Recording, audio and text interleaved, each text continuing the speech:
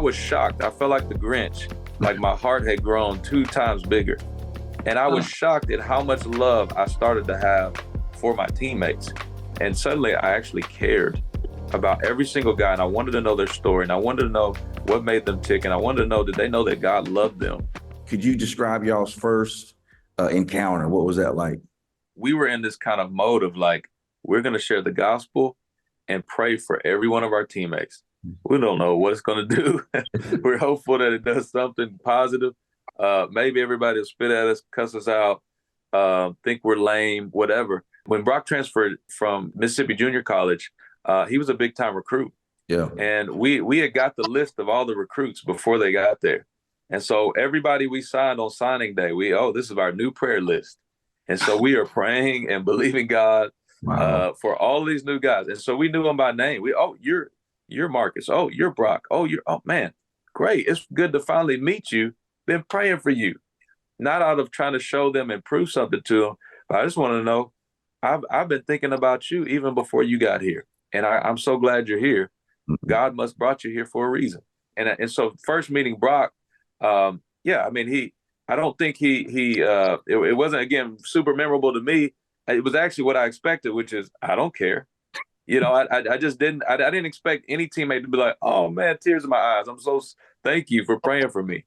I just knew this was going to be the first domino of, I'm going to show each one of these guys the love of Jesus the best I can.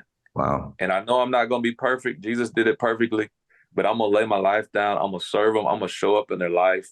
And they're not going to be able to graduate without knowing that at least one person, and for me, it's hands for some other guys, at least some people cared about their souls. So good. Pastor Shino, I think Delvin says something that's real key for people to hear here, because it was never about, let me go reach the hard white dude. Right.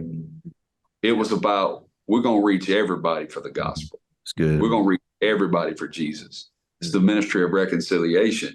And that's actually what happened to me, whenever I came to Christ. I got the most diverse church in our cities pastored by a white dude from Philadelphia, Mississippi. And it wasn't like I got on a mission where I'm like, okay, now I'm gonna break all this racism down. Racism was just something that the gospel broke down. Like it didn't like I had to now try to start loving Black people more. It's like God put his love in me, and I loved every single person so much. And I specifically had to love the people that I had once hated, and God used a weakness as now strength. What was once a weakness is now the strength of our church. Yeah. And so I think that's something key to hear that Delvin says, like, we're praying for every one of these guys. Yeah. And if we're on the Jesus mission, reconciliation happens. Yeah. It's not the Jesus mission to only pray for certain people. Yeah. Or certain color of people.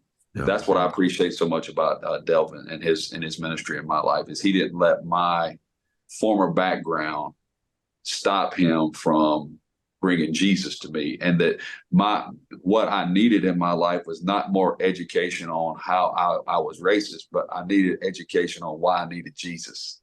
Right. It's just so good to hear, like, the other side, because, people just hear the impact moment. We connected. Delvin came and shared the gospel.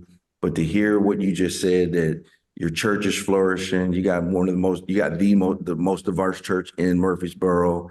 Lives are being changed. The campus is being changed there at MTSU. Also, I do remember hearing you guys say something about God beginning to move on the team. Y'all just share briefly about that, and we'll close this out. We had been having Bible